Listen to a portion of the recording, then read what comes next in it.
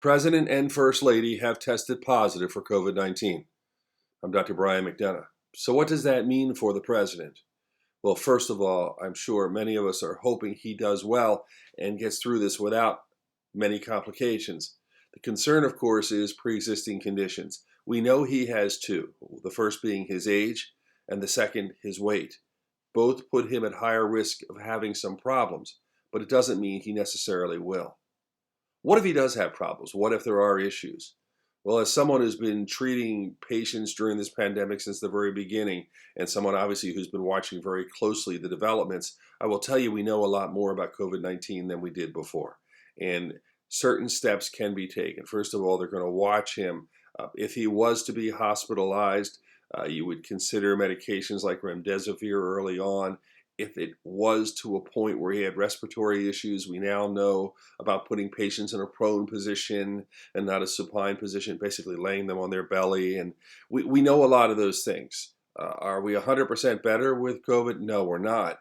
But we do know what we can do better, and that's why the death rate has been going down a bit. But that's putting the cart before the horse. What we hope is that he gets a more mild case where they can treat him symptomatically. The same for the First Lady and for anyone else who has been exposed to COVID. But what about the bigger lesson or bigger message for the United States?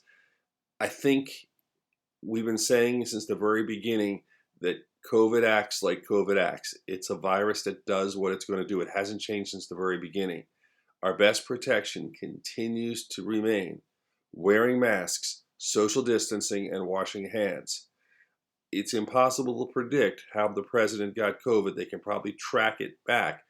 But one of the concerns I had from the very beginning is being with close people in close proximity and not wearing masks and just relying on testing is not enough.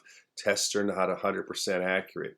So if you put yourself in that position, you theoretically could be exposed to other people with COVID. And once that happens, especially in close settings, you're at greater risk of getting the virus. So as a general population, I hope people really listen and start to wear masks and social distance and understand that none of us are any stronger than this virus. All of us act the same way when the virus attacks us.